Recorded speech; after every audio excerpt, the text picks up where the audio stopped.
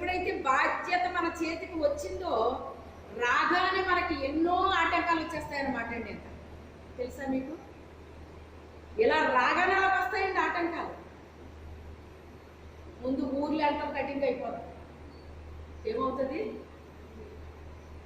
ఊర్లు బాధ్యత లేనప్పుడు తిరిగినట్టు తిరగడానికి ఉండదు, ఇంకా ఉంటుందా? మరి బాధ్యత మరి అప్పుడు ఎలా ఉంటుంది మన పరిస్థితి? కలెక్టర్ గారి కన్నా ఖాళీ ఉంటుందేమో కానీ నీకు ఖాళీ ఉండలేదు అంటారు మన వాళ్ళు. మొదట నెమ్మదిగా స్టార్ట్ చేస్తారు మనల్ని అంటాం, తర్వాత మన మీద పిచ్చి కోపం వస్తుంది. ఎలాగొస్తుంది? పిచ్చి కోపం వస్తుంది. మేము వెళ్ళట్లేదా మందిరానికి? మీరే వెళ్తున్నారా మందిరానికి? అవసరం ఉన్నప్పుడు వెళ్ళాలి ఊర్లు, అంతేగాని ఇంకా మీరు మాత్రమే మందిరానికి వెళ్ళినట్టు మాట్లాడతారేంటి? మేము వెళ్ళట్లేదేంటి? అవసరం వచ్చినప్పుడు మానేయాలి. అవసరం వచ్చినప్పుడు నాకు వచ్చిన ఈ పరీక్షలన్నీ కూడా, మరి మీకు వస్తున్నాయో లేదో నాకు తెలియదు, నాకు వచ్చిన ఈ పరీక్షలన్నీ కూడా ఇవన్నీ జయించాను. హల్లెలూయా. అన్నీ జయించాను. మాటలు అనిపించుకున్నాను, ఎగతాళిలు పొందుకున్నాను, అన్నీ అనిపించుకున్నాను, కానీ నా ప్రభు పని మాత్రం నేను విడిచిపెట్టుకోలేదు. మాటలు అంటానికి ముందు ఉంటారు. మనకు నిజంగా ఏదైనా చేయాల్సి వచ్చేటప్పటికి దేవుడు మాత్రమే మనకు సహాయం చేస్తాడు. అందుకే దేవుని పని విషయంలో అశ్రద్ధ ఉండకూడదు. మన సొంత విషయంలోనే అశ్రద్ధ ఉండొచ్చేమో కానీ దేవుని విషయంలో అశ్రద్ధ ఉండకూడదు. అశ్రద్ధగా చేస్తేనంట దీవునికి బదులు శాపం వస్తుందటండి. అందుకే దేవుడు మనకి ఒక బాధ్యత ఇచ్చాడు అంటే, బాధ్యత ఎప్పుడు ఇస్తాడు మనకి? పర్వాలేదు కొంచెం బాగానే చేస్తున్నారేమో అని అప్పుడు దేవుడు బాధ్యత ఇస్తాడు మనకి. పెద్ద పోస్టులో ఎక్కడ తీసుకెళ్ళి ముందు చిన్ని ఇస్తాడనమాట. ముందు చిన్ని ఇస్తాడు. ఆ చిన్న అట్లా మనము నమ్మకంగా ఉంటే అప్పుడు మన పోస్ట్ పెరుగుతూ ఉంటుంది అన్నమాట అండి. స్టెప్ బై స్టెప్ పెరుగుతూ ఉంటుంది అన్నమాట.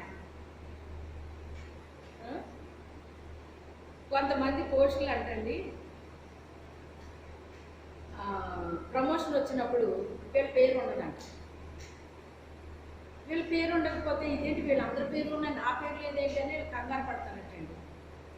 వాళ్ళందరికీ ఇచ్చేసిన తర్వాత వీళ్ళకి ఇంకా హైయెస్ట్ పోస్టులో పెడతారటండి. వాళ్ళు తీసుకుని ముందు ఏ పోస్టులు ఇస్తారో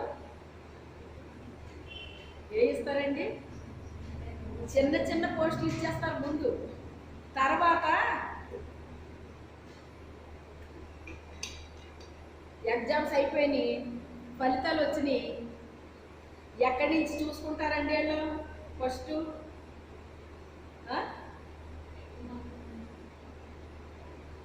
థర్డ్ క్లాస్ నుంచి చూడటం మొదలెడతారు. థర్డ్ క్లాస్లో లేదనుకోండి, అప్పుడు సెకండ్ క్లాస్ ఏమైనా వచ్చిందా అందులోకి వెళ్తారు. లేకపోతే ఫస్ట్ క్లాస్లో కానీ ఏమైనా వచ్చిందా అని అప్పుడు పైకి వెళ్తారన్నమాట. అంతేగాని ఫస్ట్ క్లాస్ వచ్చేసి ఉంటుంది నాకు అని అనుకునే వాళ్ళు తక్కువ మంది ఉంటారు. వాళ్ళు ఫస్ట్ క్లాస్ వచ్చేలా రాసినా కూడా వాళ్ళకి ధైర్యం సరిపోదండి. రాయని వాళ్ళు ఫస్ట్ క్లాస్లో చూసుకుంటారండి. అవునా కదా?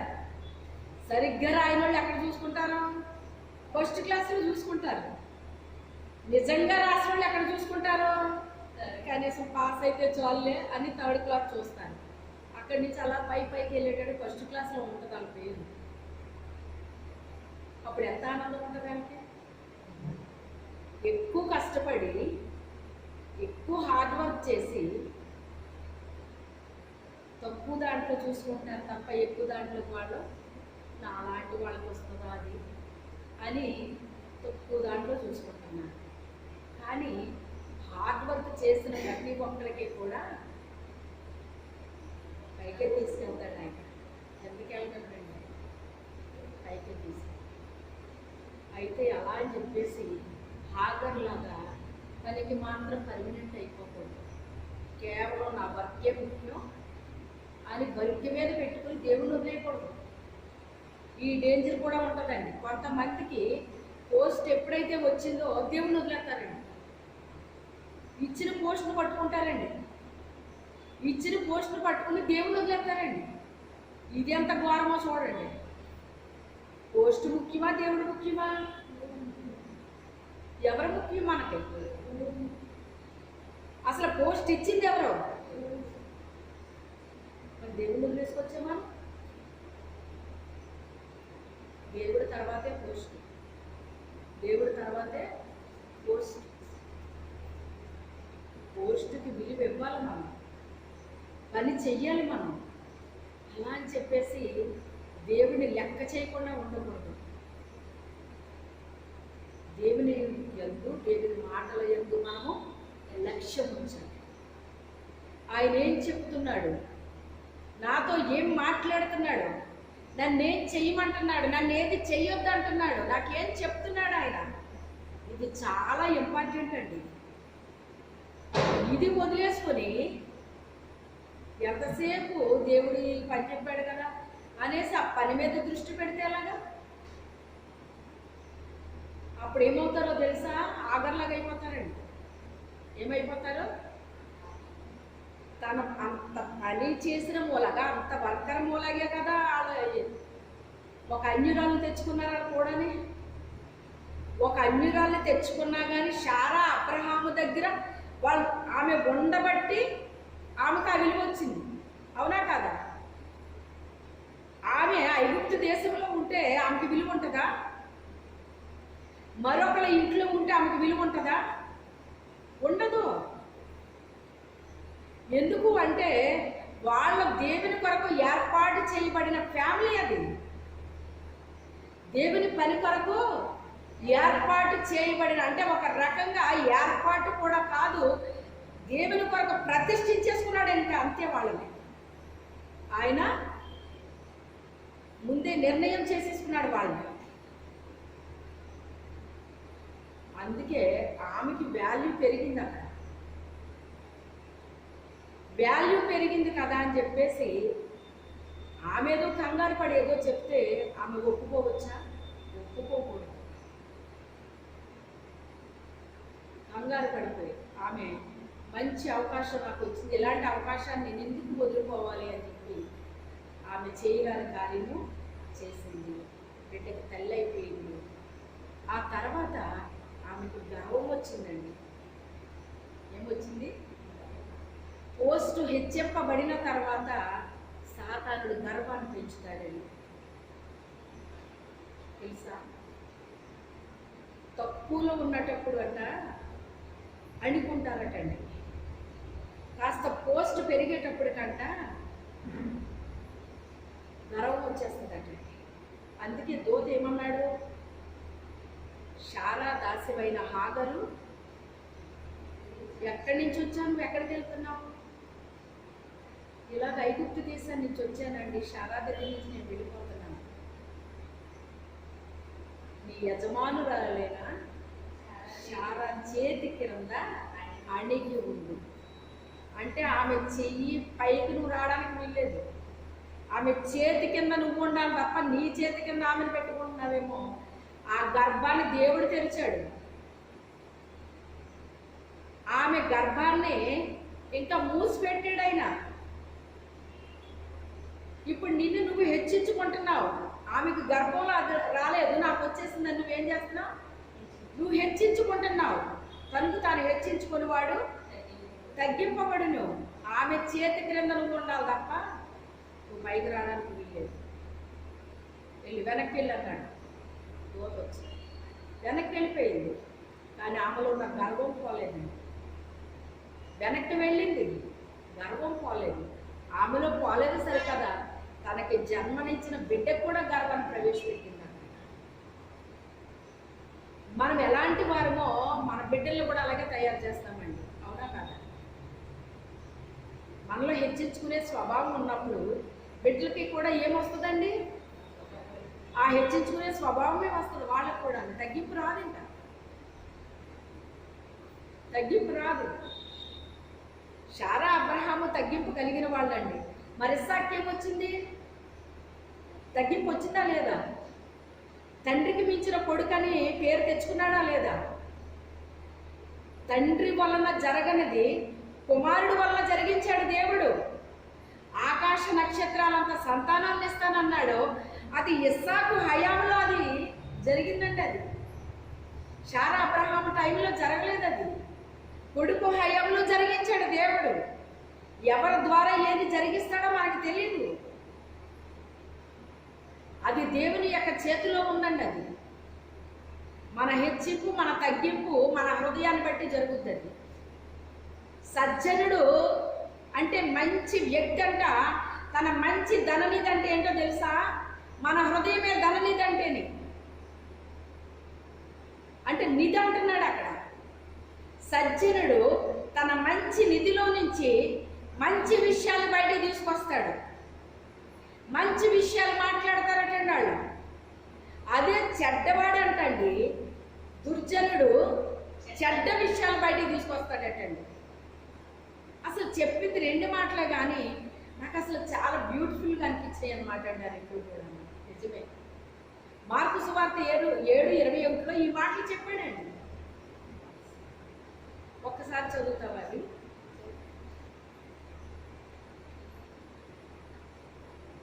లోపల నుండి అనగా మనుషుల హృదయంలో నుండి దురాలోచనలను, జాగ్రత్తలను, దొంగతనములను, నరహత్యలను, వ్యభిచారములను, లోభములను, చెడుతనములను, కృత్రిమములను, కామ వికారమును, మత్సరమును, దేవదూషణలు, అహంభావమును, అవివేకమును వచ్చును. ఈ చెడ్డవన్నీ లోపల నుండి బయలు వెళ్ళి మనుష్యుని అపవిత్రపరచునని ఆయన చెప్పారు. చాలండి. ఇవన్నీ కూడా ఎక్కడున్నాయంట? మనిషి యొక్క హృదయంలో ఉన్నాయటండి. వీటిని ఏమంటున్నాడు ఆయన? ఈ చెడ్డవన్నీ ఏంటంట? ఈ చెడ్డవన్నీ మనిషి యొక్క హృదయంలో ఉండి ఇవి మనిషిని అంట ఇవి బయటకు వచ్చి ఏం చేస్తున్నాయంటండి? మనిషిని అపవిత్రపరుస్తున్నాయంట. వాడు దుర్జనుడైపోతున్నాడు. మంచి జనుడు కాదు, వాడు దుర్జనుడైపోతున్నాడటండి. అదే మంచివాడైతేనంట తన మంచి హృదయంలో నుంచి మంచి విషయాన్ని బయటికి తీసుకొస్తాడటండి. యోసేపు ఉన్నాడండి, మంచి హృదయం కలిగిన వాడు. చెడు అనేటువంటి దానికి అతను తావిచ్చాడా? ఇవ్వలేదు. తన హృదయాన్ని, తన యొక్క శరీరాన్ని అతను కాపాడుకున్నాడండి. అయితే నింద పడిపోయింది అతని మీద. చేయరాని తప్పు అతని మీద పడిపోయింది. పడిపోయినప్పుడు నింద పడినా నాకు పర్వాలేదు, కానీ నన్ను నేను అపవిత్రపరచుకోకూడదు. అది నిందే కదా, అది నిజం కాదు కదా అని చెప్పి నా శరీరాన్ని నేను అపవిత్రపరచుకోకూడదు అని, నా దేవుడికి ఏది ఇష్టం లేదో ఆ పనిని నేను చెయ్యను అని తీర్మానం చేసుకుంటారండి. మంచి వ్యక్తులు అంటే దీని అర్థం ఏంటో తెలుసా? దేవుడికి ఇష్టం లేనిది చేయడానికి వాళ్ళు ఇష్టపడరండి. ఎవరు ఎన్ని అనుకున్నా కూడా వాళ్ళు అనుకుంటే అనుకోని నాకేంటి, నా దేవుడికి ఇష్టం లేని పని నేను ఎలా చేస్తాను అని అనుకుంటారండి. వాళ్ళు అనుకున్నాడా లేదా? ఆయన దేశం అంతా కూడా అతన్ని ఆడిపోసుకున్నారండి. అని వాడిగా వచ్చి ఇలాగా అయిపోయాడా వీడు, అమ్మో ఈ దుర్మార్గుడు ఇలాగా అలాగా అని ఎన్ని మాటలు అన్నారండి యోసేపుని. అసలు చెప్పుకోవడానికి కూడా ఒక్క మనిషి కూడా లేడండి. అతను తనతో షేర్ చేసుకోవడానికి ఒక్క మనిషి కూడా లేడు. తను చెప్పింది నమ్మడానికి ఏ ఒక్క వ్యక్తి కూడా అక్కడ లేడు. అయినప్పటికైనా నా దేవుని దృష్టికి నేను ఎంత దుష్కార్యము నేను ఎలా చేస్తాను, నా దేవుడికి ఇష్టం లేని పని నేను చేయను అని చెప్పి అతను అక్కడి నుంచి పారిపోయాడటండి. దేవుడు తీసుకెళ్ళి చెరసాలలో పెట్టాడండి. తప్పు చెయ్యకపోయినా చెరసాలను అనుభవించాడండి ఆయన. తప్పు చేసినోడు బయట తిరుగుతాడండి, తప్పు చేయనోడు వెళ్తాడు అందులో. చాలామంది భయంకరమైన పనులు చేసిన వాళ్ళు అలా వెళ్ళి ఇలా వచ్చేస్తారండి. ఎందుకని? కొనేస్తారంట, మనుషుల్ని కొనేస్తారు. ఎందుకంటే లోకమంతా దేంతో నడుస్తుంది? డబ్బుతో నడుస్తుందండి. మంచిని చెడ్డని, చెడ్డను మంచి అని మాఫీ చేసేస్తున్నారా లేదా? కానీ దేవుడు చూస్తాడు. ప్రస్తుతం అందరూ నమ్ముతారు, కానీ అందులో నిజమేంటో దేవుడు చూస్తాడండి. ఒక దినాన్ని మన పక్షాన్ని నిలబడతాడు, ఆయన న్యాయం తీరుస్తాడు. యేసేపుని పిలిచాడు, ఎంత అందంగా పిలిచాడండి ఆయన, లాంఛనంగా పిలిచాడండి. చెరసాల్లోకి వెళ్ళినప్పుడు అందరితో చీ అనిపించుకుని వెళ్ళిపోయాడు. అదే చెరసాల నుంచి దేవుడు అద్భుతంగా తీసుకొచ్చాడు బయటికి. ఆ దేశపు రాజే అతన్ని గౌరవిస్తున్నాడండి. ఇప్పుడు ఆ దేశపు రాజు అతన్ని గౌరవిస్తున్నాడండి. గౌరవించి ఆయన చెప్పిన, ఆయనకు వచ్చిన కళలు చెప్తే, వాటికి అర్థం చెప్తే, మళ్ళీ సలహా కూడా చెప్పాడు. అది ఇలా చెయ్యండి, ఇలా జరుగుతుంది, ఇలా చెయ్యండి అని సలహా చెప్తే, అలా చేసేవాడు ఎవడో ఇక్కడ లేడు, నువ్వు మాత్రమే ఆ పని చేయగలవు, నువ్వు దేవుని ఆత్మ కలిగిన వాడు అని చెప్పేశాడండి. అక్కడ ఎవరు చెప్పారు ఈ సాక్ష్యం? ఒక రాజు చెప్పాడండి.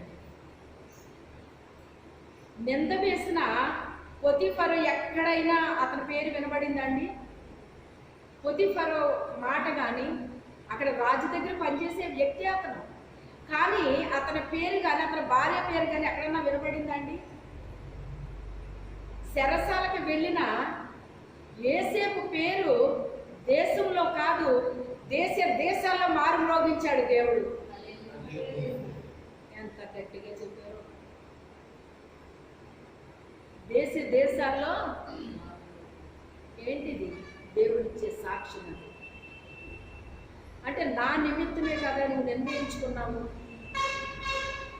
అతను నిజముగా పాపము చేస్తుంటే కనుక అతను అపవిత్రుడు అవును. పొతిఫరు ఇంట్లో సెటిల్ అయిపోయినాడు, అక్కడితో ఆగిపోయాడు. అతని పట్ల దేవుని యొక్క చిత్తము నెరవేర్చబడకుండా ఆగిపోవడానికి సాతానుడు చేసిన ప్రయత్నం అది. మన పట్ల దేవుని యొక్క చిత్తం ఉంటుంది, అది నెరవేర్చబడకుండా సాతానుడు ఏం చేస్తాడో తెలుసా? రకరకాల వ్యక్తులు పొందుతాడండి మన పట్ల, పొందుతాడు. కానీ దేవుని విషయంలో మనం ఎప్పుడూ కూడా మాటలైనా అనిపించుకోవాలి, కానీ దేవుణ్ణి విడిచిపెట్టకూడదండి. దేవుణ్ణి విడిచిపెట్టకూడదు. దేశాల్లో అతని పేరు మారుమ్రోగించాడండి. ఎందుకని? దేవుని యొక్క జ్ఞానముతో అతన్ని నింపాడండి. దేవుడు ఎప్పుడు నింపుతాడు మనల్ని? ప్రభువా నాకు జ్ఞానము కావాలి, నాకు జ్ఞానము కావాలని మనం అడగాలండి. అడిగిన వెంటనే ఇలా తీసి అలా చేతిలో పెట్టడం దేవుడు. మనం ఏం చేయాలంటే దాన్ని వెండిని వెతికినట్టు వెతకాలంట అండి, బంగారాన్ని వెతికినట్టు వెతకాలంట, దాచబడిన ధనాన్ని వెతుకున్నట్టుగా వెతకాలటండి. ఎప్పటి వరకు వెతకాలి? అది మనకు అనుగ్రహించబడేంత వరకు కూడా వెతుకుతూనే ఉండాలండి. వెతికేసాం, దొరికేసింది, ఇంక అయిపోయింది అనుకుని అనేసుకోవటం కాదు. జ్ఞానం పొందుకున్న సొలొమోను కూడా పడిపోయే అవకాశాలు కూడా వస్తాయండి. జ్ఞానం పొందేసుకున్నాం కదా అని చెప్పి సాతానుడు ఆమె చూస్తా ఊరుకుంటాడా మనల్ని? ఎప్పుడు మనల్ని పడేయాలా అని చూస్తాడండి. ఏ రకంగా వీళ్ళని పడేయాలా, ఎక్కడ వీళ్ళని అణగత్రొక్కాలా అని చూస్తూ ఉంటాడు సాతానుడు. కానీ సాతానుడికి మనం ఏమి ఇవ్వకూడదు? అవకాశం ఇవ్వకూడదు. ఎప్పటికీ మనం అలాగా దేవుడి దగ్గర మనము పొందుకుంటూనే ఉండాలి, అడుగుతూనే ఉండాలి. ఇక్కడికి వచ్చే ముందు కూడా నేను ప్రార్థన చేసుకుని వస్తాను. ప్రభువా నీ పరలోకపు జ్ఞానంతో నన్ను నింపండి, నీ వాక్యాన్ని, నీ సత్యవాక్యమును సరిగా విభజించి నీ పరలోకపు జ్ఞానముతో నన్ను నింపండి, అభిషేకించండి అని నా దేవుడిని మరలా వచ్చేటప్పుడు కూడా నేను ప్రార్థించుకుని వస్తానండి. ఎన్నిసార్లు ప్రార్థించినా మరలా వచ్చేటప్పుడు కూడా ప్రార్థించుకుంటాను. ఈ బలిపీఠ మీదకి వచ్చే ముందు కూడా మళ్ళీ ప్రార్థిస్తాను. ఏదో ఒక్కసారి అడిగేస్తే అలాగే ఏదో మనల్ని వాటర్ బాటిల్లో నీళ్ళు పోసినట్టు పోసేద్దాగా అనుకోకుండా అలా ఆ జ్ఞానము అజ్ఞానంలా కూడా మారిపోయే అవకాశం ఉంటుంది. 700 మందిని పెళ్లి చేసుకున్నాడటండి ఆయన. ఎలా చేసుకున్నాడు సొలొమోను 700 మందిని అంటే, అతనికి అంత జ్ఞానం వచ్చిందని దేశాల నుంచి ఏం చేసేవారట, ఆయన చూడడానికి వచ్చేవారట. ఆయన జ్ఞానం కలిగిన మాటలు వినడానికి వచ్చేవారట అండి. వస్తా వస్తా ఏం చేశారట, వచ్చిన వాళ్ళల్లా ఒక్కొక్క అమ్మాయిని తీసుకొచ్చేవారట అండి. వాళ్ళు ఏదో ఒక బహుమతి తెచ్చినట్టు ఒక్కొక్క అమ్మాయిని తీసుకొచ్చేవారట అండి. తీసుకొచ్చి ఆ అమ్మాయిని ఈయనకి అప్పచెప్పేవారట. అలాగే 700 మందిని చేసుకున్నాడటండి ఆయన. 300 మందిని ఉపపత్నులుగా పెట్టుకున్నాడటండి. అది ఇది ప్రజెంట్ చేస్తారు కానీ ఎవరన్నా అమ్మాయిలు ప్రజెంట్ చేస్తారండి? ఎంత దరిద్రం కాకపోతేనే. అంత జ్ఞానవంతుడి పరిస్థితి చూసారా ఏమైందో. జ్ఞానం ఉంది కదా అని మనం కళ్ళు మూసుకుని నిద్రపోకూడదు. ఎప్పుడూ మెలకువ కలిగి ఉండాలి. ఆత్మీయ జీవితంలో మెలకువ కలిగి ఉండాలి, స్పృహలో ఉండాలి. నిద్రమత్తులో ఉండకూడదు. నిద్రమత్తులో ఉంటే ఏం జరుగుతుందో మనకు తెలియదు. స్పృహలో ఉండాలండి. ఆత్మీయ జీవితంలో మెలకువ కలిగి ఉండాలండి. మనకు ఉన్నదాన్ని పోగొట్టుకోవడం కాదు, లేనిది సంపాదించుకోవాలి. భూ సంబంధించినవి సంపాదించుకోవటానికే ప్రయాసపడుతున్నారండి ఈ రోజుల్లో. ప్రజలు చూస్తుంటే ఎంతసేపు ఏం తినాలా, ఏం త్రాగాలా, ఏం ధరించుకోవాలా, ఏం సంపాదించుకోవాలా, దీని మీదే మనసు పెట్టేశాడండి సాతానుడు.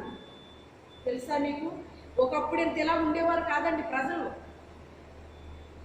ఇప్పుడు మరీ ప్రతి బుర్రలో పెట్టేశాడంతే ఈ మైండ్. సంపాదించుకోవాలి కరెక్టే, కష్టపడకపోతే ఎలాగా, సంపాదించుకోకపోతే ఎలాగా, కానీ మన హృదయం అంతా పట్టుకెళ్ళి ఆటి మీద పెట్టుకోకూడదు. మన మనసు దేని మీద పెడుతున్నాము? పర సంబంధులు అయితే పర విషయాల మీద మనసు పెడతామంట. భూ సంబంధించిన మనిషి అయితే భూ సంబంధించిన విషయాల మీదే మనసు పెడతామంటండి. కానీ ఈ రోజుని ప్రజలందరూ కూడా ఇంచుమించుగా క్రైస్తవులు అనపడే వాళ్ళు కూడా ఎంత నామకార్థ స్థితిలోకి వెళ్ళిపోయారంటే, భయంకరమైన నామకార్థ స్థితిలోకి వెళ్ళిపోయారండి. ఇదే ముఖ్యం. దీనికే ఇస్తున్నారండి ప్రథమ స్థానం. సంపాదన సంపాదన సంపాదన. ఎవరిని మోసం చేసినా పర్వాలేదు, ఎవరిని నష్టం చేసినా పర్వాలేదు, ఎంతమంది ఎలా పోతే నాకెందుకు, నాకు కావాల్సింది నేను సంపాదించుకోవాలి. నేను చేసేది మోసమా లేకపోతే మంచిదా ఆలోచించట్లేదు ప్రజలకి. మోసంతో వచ్చింది ఎంతకాలం ఉంటుందండి? అది కష్టపడిన కష్టార్జితము దేవుడు మనకి దీవిస్తాడని, కొంచెం ఉన్నా సరే దాన్ని ఏం చేస్తాడట, దీవిస్తాడటండి. దేవుడు ఒక దర్శనాన్ని చూపించాడు. ఎప్పటికైనా మీకు చెప్తాను, ఇప్పుడు చెప్పను కానీ చెప్తాను. సజ్జనుడు తన మంచి నిధిలో నుంచి అట్ట ఏం చేస్తున్నాడటండి, మంచి విషయాలు తెచ్చి బయటికి, అంటే వాళ్ళ నోట్లో నుంచి వస్తున్నాయటండి. ఎక్కడి నుంచి వస్తున్నాయండి? హృదయంలో నుంచి. అంటే వాడు మారు మనసు పొందుకున్నాడు, మనసు మార్చుకున్నాడు, తన హృదయం దేవునికి ఇచ్చేసాడు. దేవుడు తన హృదయంలో నివాసం ఉంటున్నాడు. అందుకని ఎవరితో మాట్లాడినప్పటికైనా ఆ సమయాన్ని బట్టి, సందర్భాన్ని బట్టి ఏమొస్తున్నాయి నోట్లోంచి? దేవుని మాటలు వస్తున్నాయి. ఏమొస్తున్నాయి? దేవుని మాటలు వస్తున్నాయి.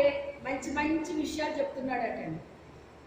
అదే దుర్జనుడు అయితే, ఇప్పుడు చదివించాను కదా, ఇవన్నీ ఏ మనిషి హృదయంలో ఉన్నాయో, స్త్రీ అయినా పురుషుడైనా ఎవరైనా కావచ్చు, ఏ వ్యక్తి హృదయంలో ఇవన్నీ ఉన్నాయో వాళ్ళ హృదయంలో నుంచి ఆ చెడ్డవన్నీ వస్తాయటండి బయటికి.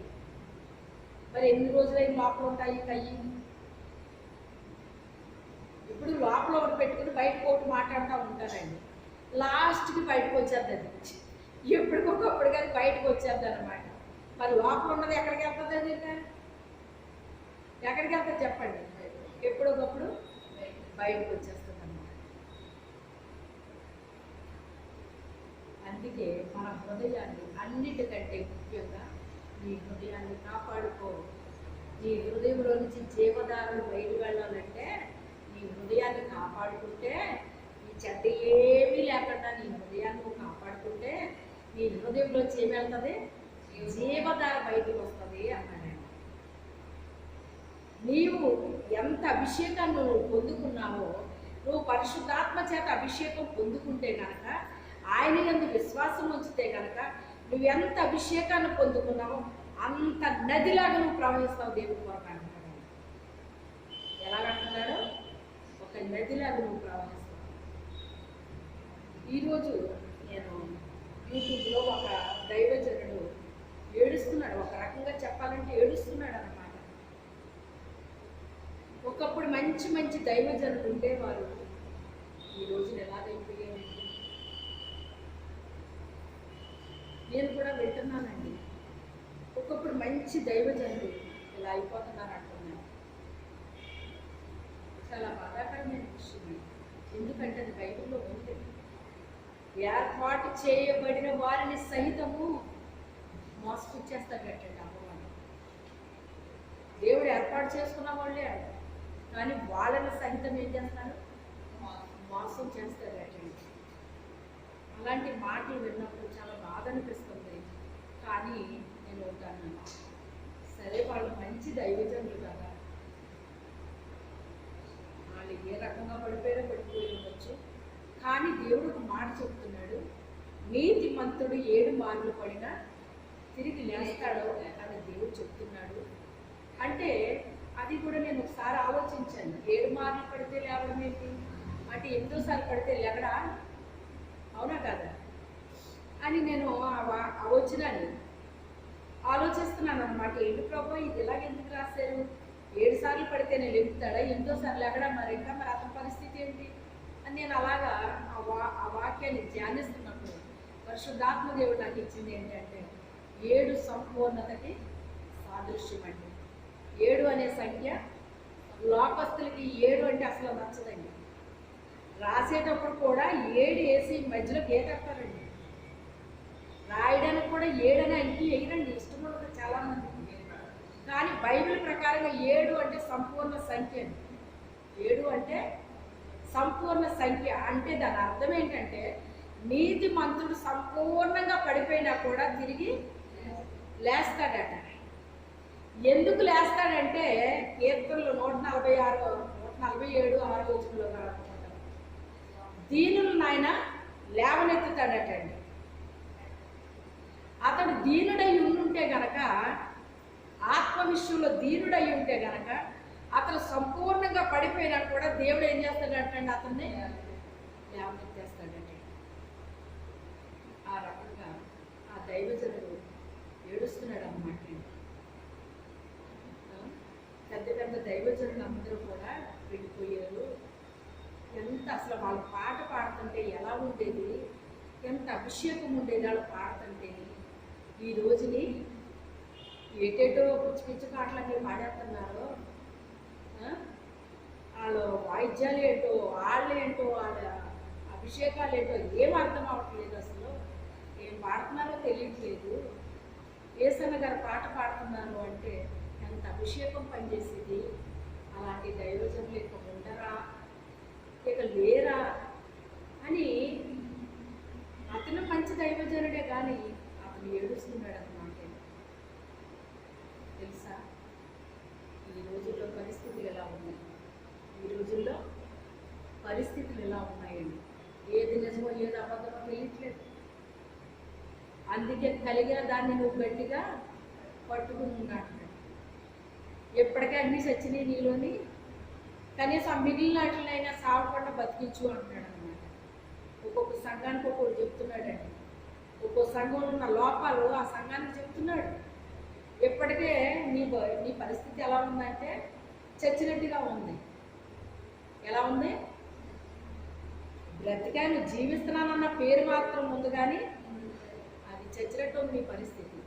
కనీసం ఏయో కొద్దో గొప్ప మిగులు ఉన్నాయి నీలోని, అయ్యన్న బతికేలా చెయ్యి. సచ్చినవి ఈ మిగతాయన్న నువ్వు బ్రతికించు అని చెప్పేసి అంటున్నాడు. చూడండి, ఈ కడవరి దినాలలో, అంచె దినాలలో, అపాయకరమైన దినాలలో మనం ఎంతో జాగ్రత్తగా మన జీవితాన్ని, అంటే మన భక్తి జీవితాన్ని, మన పరిశుద్ధమైన జీవితాన్ని పరిశుద్ధత అంటే ఏంటో మనకు తెలిస్తే ఆ పరిశుద్ధతను కాపాడుకోవడానికి చాలా కేర్ తీసుకుంటారండి. పరిశుద్ధత అంటే తెలియని వాళ్ళు మీకు దాని విలువేం తెలుస్తుందండి? తెలియదు. దేవుడి పెట్టమని చెప్పుకునే వాళ్ళకి కూడా పరిశుద్ధత అంటే ఏంటో కూడా తెలియట్లేదండి అసలు. దేవుడు ఏమని చెప్పాడండి? అందులో అక్కడ రాయించాను, నేను పరిశుద్ధుడు కనుక అని దేవుడు కోరుకుంటున్నాడు. నన్ను ఆరాధించే వాళ్ళు ఆత్మతో సత్యముతో ఆరాధించే వాళ్ళకి కావాలని దేవుడు కోరుకుంటున్నాడండి. అలాగే ఆయన అంటాడు కదా, నేను పరిశుద్ధుని అయ్యి ఉన్నాను, మీరు కూడా కోరుకుంటున్నాడు, మనల్ని కూడా కోరుకుంటున్నాడు ఆయన. ఆ పరిశుద్ధత కలిగి జీవించాలని మనం అనుకుంటాం. అదేమైనా చిన్న విషయం అనుకుంటున్నారా? వాళ్ళని అపవిత్రపరచడానికి సాతానుడు చాలా ప్లాన్ చేస్తాడు. కానీ వాటన్నిటి నుంచి ఎప్పుడైతే తప్పించుకున్నారో అదే బురద వాళ్ళ మీద చెల్లేస్తారనమాట. ఏ పని వాళ్ళు చేయలేదో అదే పని చేస్తారని అందరిలో నిరూపిస్తాడనమాట. తెలుసా? అబద్ధాన్ని నిరూపించడానికి ఆధారాలు ఉంటాయటండి, తెలుసా? కానీ నిజాన్ని నిరూపించడానికి ఆధారం కనబడతాయి. ఏసేపు ఏమన్నా చూపించగలిగాడా? పొతిఫరు భార్య ఎన్ని చూపించిందా లేదా? నిజానికి ఆధారాలు కనబడము. దొంగోడు అన్నీ సర్దుకుంటాడండి, ఆడు దొంగ కనుక. అవునా కాదా? మంచోడు ఎందుకు సర్దుకుంటాడండి అన్నీని? మంచోడికి సర్దుకునే అవకాశం ఉందా? అవసరం ఏంటి అడిగి? వాడు దొంగ కనుక వాడు ఏం చేస్తాడు? ఎక్కడ ఏ ఆధారం దొరకకుండా చూసుకుంటాడు. వాడు దొంగ కనుక. మంచివాడు నేను ఎక్కడ దొరకకుండా ఉండాలని ఎందుకు చూసుకుంటాడండి? వాడు మంచివాడు కదా, పరిశుద్ధుడు కదా. పరిశుద్ధుడు ఎందుకు ఆలోచిస్తాడు? బాబోయ్, నా పరిశుద్ధతను నేను కాపాడుకోవాలని పారిపోవడానికి ఇష్టపడ్డాడు, నింద వేయించుకోవడానికి ఇష్టపడ్డాడు, చెరసాలకు వెళ్ళడానికి ఇష్టపడ్డాడు. కానీ ఆ కీడి వెనుక గొప్ప మేలుంచాడండి దేవుడు. కీడి వెనుక గొప్ప మేలుంచాడండి దేవుడు. అతన్ని ఎందుకు ఏర్పాటు చేసుకున్నాడో, ఎందుకు ఎన్నుకున్నాడో ఆ పనిని చేయడానికి కావలసిన రీతిగా అతన్ని ఆయన సిద్ధపరచుకున్నాడండి. ధన వ్యామోహం కానీ, పదవీ వ్యామోహం కానీ, స్త్రీ వ్యామోహం కానీ ఏది కూడా అతనిలో లేవు అనేసి ఆ పరీక్షల్లో అతను ఏం పొందుకున్నాడు? జయం పొందుకున్నాడండి. దేవుడు బిడ్డలమైన మనల్ని ఆయన ఉపయోగించుకోవాలంటే కొన్ని పరీక్షలు పెడతాడు. మనకు తెలియదు ఎప్పుడు పెడుతున్నాడు ఆయన. స్కూల్ పిల్లలకు పరీక్షలు ఎప్పుడో అనౌన్స్ చేస్తారు, కాలేజీ వాళ్ళకి అనౌన్స్ చేస్తారు, అందరికీ అనౌన్స్ చేస్తారండి పరీక్షలని. దేవుడి బిడ్డలకి ఎప్పుడు పరీక్షిస్తున్నాడో దేవుడు మనకి అనౌన్స్మెంట్ ఉండదండి. ఎప్పుడు పరీక్ష రాస్తున్నామో మనకు తెలియదండి. ఇది నేను అనుభవపూర్వకంగా మీకు చెప్తున్నాను. నేను ఆ పరీక్షలు ఎప్పుడు రాస్తానో నాకు తెలియదు. నేను కానీ విజయం వచ్చాకప్పుడు తెలుస్తుంది నాకు. దేవుడు నాకు విజయం ఇచ్చిన తర్వాత తెలిసిందండి.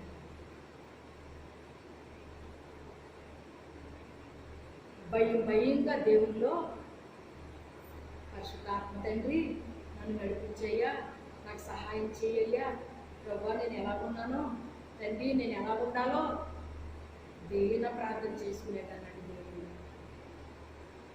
ఎందుకంటే మీకు తెలియదేముంది, రంపచోడవరం జనం ఎలా ఉంటారు? తెలివితేటలకు ఏమన్నా తక్కువ ఉంటారండి ఎవరన్నానే? పుష్కలంగా ఉంటాయండి తెలివితేటలు అందరికీ. వాళ్ళని బట్టి చూసుకుంటే నాకు ఏమీ తెలియదు. నాకు తెలిసింది దేవుడు మాత్రమే.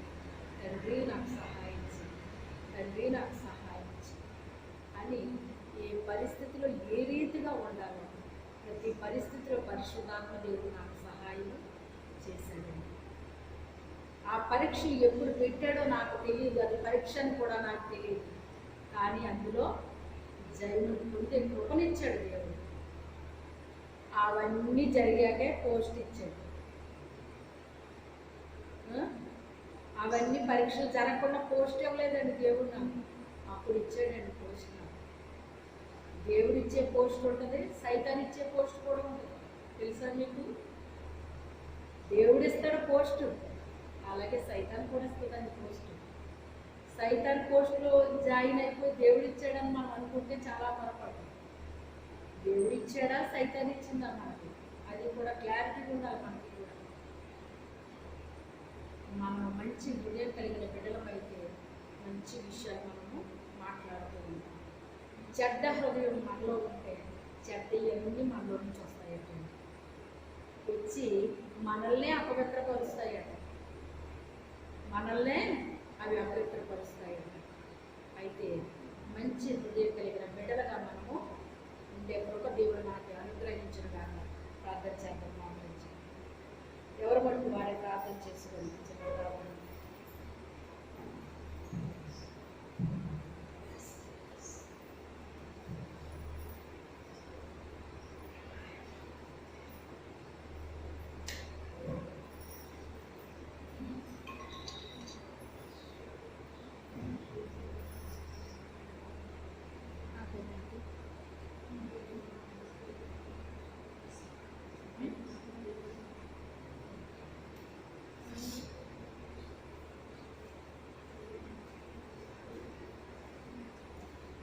పరిశుద్ధుడైన తండ్రి, మహోన్నత జీవాధిపతి, సర్వాధికారి, సర్వోన్నత, సకల సృష్టికర్తమైన మా యేసు ప్రభువా, నీకు వందనాలు, స్తోత్రాలు తండ్రి. యేసయ్య, ఎంతవరకు ప్రభువా నాయన మాతో మీరు మాట్లాడారు ప్రభువా.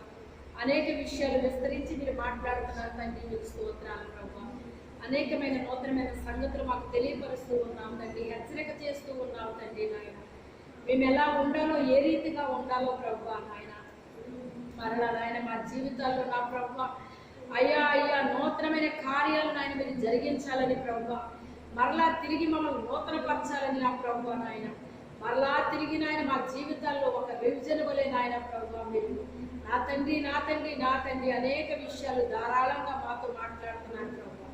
యేసయ్యా మీకే స్తోత్రాలు తండ్రి నాయన. ఈ కడవరి దినాల్లో, అంచె దినాల్లో, అపాయకరమైన దినాల్లో ప్రభువా నాయన మేము కలిగి ఉన్న వాటిని మేము గట్టిగా పట్టుకుని ప్రభువా నాయన ముందుకు వెళ్ళడానికి సహాయం చేయతండి. మీరు ఇచ్చింది ఏది కూడా మేము పోగొట్టుకోకూడదు ప్రభువా నాయన. పోగొట్టుకున్నవి తిరిగి పొందుకోవాలి కానీ నాయన ఉన్నవి పోగొట్టుకోకూడదు తండ్రి నాయన. పరిశుద్ధాత్మదేవ మీరే కార్యం చేయండి నా ప్రభువా. ఈ రాత్రికాల సమయంలో ఈ వాక్యం విన్న ప్రతి ఒక్క బిడ్డ కూడా ప్రభువా నా తండ్రి నాయన అయ్యా మంచి హృదయాలు కలిగి మంచి విషయాలతో నాయన నీ బిడ్డలు నింపబడిన ప్రభువా నాయన మంచి విషయాలు మాట్లాడే బిడ్డలుగా నా తండ్రి నాయన మీ బిడ్డలు ఉండడానికి సహాయం చేయకండి. ప్రతి ఒక్క బిడ్డని కూడా ప్రభువా నా తండ్రి మీరు దర్శించి స్పర్శించి నీ పరిశుద్ధాత్మ కార్యాలు బలముగా నాయన జరిగించి సహాయం చేయకండి నాయన. చెప్పబడిన వాక్యం ప్రతి బిడ్డ హృదయంలో అది మనకెత్తి ఫలించినట్లుగా సహాయం చేయకండి. ప్రతి బిడ్డ యొక్క ఆత్మీయ జీవితాన్ని ప్రభువా నాయన ఫలింప చేయకండి. ఆత్మకార్యము జరిగించు నాయన.